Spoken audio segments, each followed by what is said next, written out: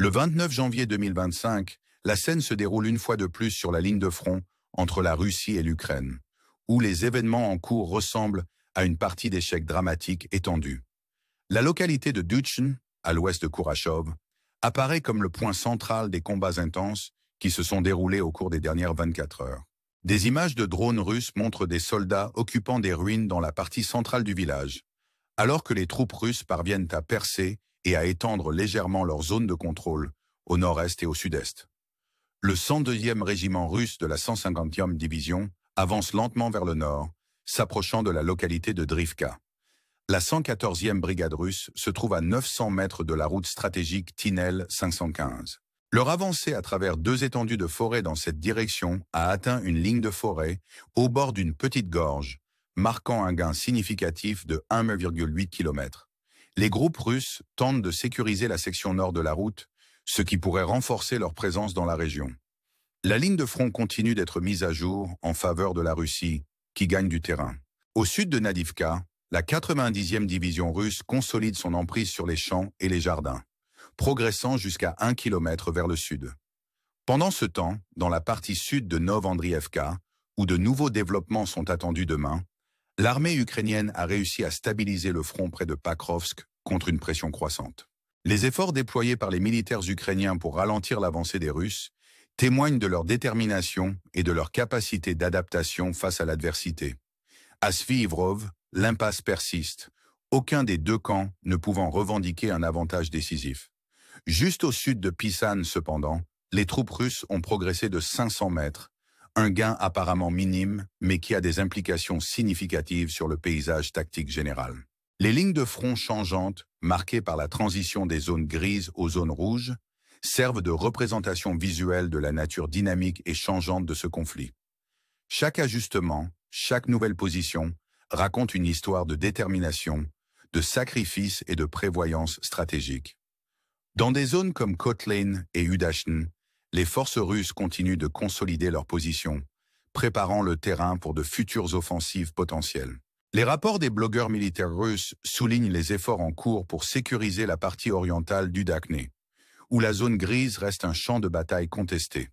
C'est un endroit où le brouillard de la guerre est le plus palpable, où les frontières entre le contrôle et le chaos s'estompent et se déplacent chaque jour.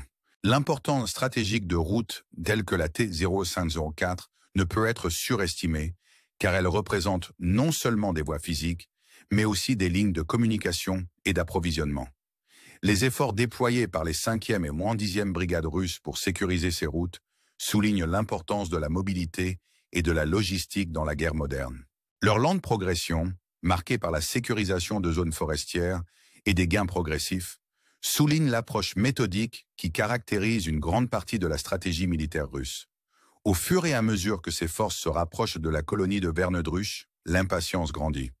Le potentiel d'une poussée russe significative dans cette région est important, le contrôle de la route Tinel 504 étant un objectif critique. Cette route est plus qu'un simple atout stratégique. C'est un symbole du conflit au sens large, une représentation de la lutte pour la domination et le contrôle. Au-delà des considérations tactiques immédiates, les implications plus larges de ce conflit continuent de résonner dans toute la région. Les récentes attaques de drones menées par les forces armées ukrainiennes contre des cibles russes soulignent la bataille en cours pour la supériorité technologique et l'avantage psychologique. Ces frappes, qui visent à perturber l'infrastructure énergétique russe, mettent en évidence l'interconnexion des opérations militaires et de la vie civile. L'impact se fait sentir non seulement sur le champ de bataille, mais aussi dans les villes où la vie quotidienne est perturbée par le spectre du conflit. La réponse du ministère russe de la Défense, avec ses rapports sur les drones interceptés et les attaques déjouées, témoigne de la bataille en cours pour le contrôle de la narration. Il s'agit autant d'une guerre de l'information que d'une confrontation physique, chaque camp cherchant à façonner les perceptions et à soutenir le moral des troupes. L'interaction dynamique entre ces éléments ajoute des couches de complexité à une situation déjà complexe, où la vérité et la perception sont souvent entremêlées dans une danse délicate. Alors que nous nous tournons vers les jours à venir, les questions demeurent. Comment ces développements façonneront-ils l'avenir? Quelle sera la prochaine étape dans ce jeu de stratégie et de survie aux enjeux considérables? Telles sont les questions qui trottent dans la tête de ceux qui observent de loin et de ceux qui vivent au milieu de tout cela. Nous vous invitons à nous rejoindre dans ce voyage de découverte et de compréhension, alors que nous nous efforçons d'éclaircir les complexités de ce conflit. Votre engagement, par le biais de likes et d'abonnements, contribue à alimenter notre mission, qui consiste à fournir une couverture perspicace et complète de ces événements cruciaux. Restez avec nous pendant que nous continuons à explorer l'histoire de ce conflit, avec tous ses rebondissements et ses révélations inattendues. D'ici là, nous vous souhaitons paix et sécurité en ces temps incertains. Le conflit en Europe de l'Est est en constante évolution, l'équilibre des forces étant en perpétuel mouvement, influencé par des décisions stratégiques et des manœuvres tactiques. Au fur et à mesure que nous approfondissons les événements, il devient évident que chaque jour apporte de nouveaux défis et de nouvelles opportunités pour les forces russes et ukrainiennes. La danse complexe des opérations militaires est reflétée par les implications géopolitiques plus larges, les nations observant avec un souffle retenu, se demandant comment la situation pourrait évoluer. L'évolution de la dynamique sur le terrain, en particulier dans des zones telles que Douchny et Drivka, témoigne de l'incessante lutte pour le contrôle du territoire. Les forces russes, avec leurs avancées stratégiques, visent à consolider leur présence et à sécuriser les itinéraires logistiques clés. Les routes Tinel 515 et Tinel 504 restent essentielles à cet égard, car elles constituent des liens vitaux qui peuvent dicter l'acheminement des ressources et des renforts. Les batailles menées dans ces régions ne se limitent pas à des gains immédiats, mais s'inscrivent dans une stratégie plus large, visant à remodeler le paysage du contrôle. Dans un contexte plus large, les efforts de défense de l'Ukraine mettent en évidence une résilience et une capacité d'adaptation remarquables. Bien qu'elles soient confrontées à un adversaire redoutable, les forces ukrainiennes continuent de tenir leur terrain en employant un mélange de tactiques conventionnelles et non conventionnelles pour contrer les avancées russes. La stabilisation du front près de Pakrovsk est une réussite importante qui reflète la détermination des soldats ukrainiens à protéger leur patrie. Cette résistance est également illustrée dans des zones comme Svivrov, où l'impasse persiste, et à Pisan, où les avancées russes progressives doivent faire l'objet de contre-mesures stratégiques. Au fur et à mesure que le conflit se poursuit, le rôle de la technologie et de l'information devient de plus en plus évident. Les récentes attaques de drones menées par les forces armées ukrainiennes contre des cibles russes soulignent l'importance de l'innovation technologique dans la guerre moderne. Ces frappes ne se limitent pas à des dommages physiques, mais constituent également un outil psychologique visant à perturber les opérations russes et à envoyer un message de défi. La réponse russe, caractérisée par l'interception de drones et une posture défensive, met en évidence la bataille en cours pour la supériorité technologique et narrative. Cette guerre de l'information se déroule parallèlement aux affrontements physiques, ajoutant des couches de complexité à une situation déjà complexe. L'impact de ces développements s'étend au-delà des zones de conflit immédiates, affectant les populations civiles et les infrastructures. Les frappes ciblées sur les installations énergétiques, comme la raffinerie de pétrole dans la région de l'Oblast Norgo, illustrent les implications plus larges de ce conflit sur la vie des civils. Chaque attaque se répercute dans les communautés, perturbant la vie quotidienne et soulignant l'interconnexion des opérations militaires et du bien-être des civils. Les récits ukrainiens et russes s'affrontent pour dominer, chaque partie cherchant à contrôler le récit et à maintenir le moral des troupes. Il ne s'agit pas seulement de façonner les perceptions, mais aussi d'influencer l'opinion internationale et d'obtenir un soutien.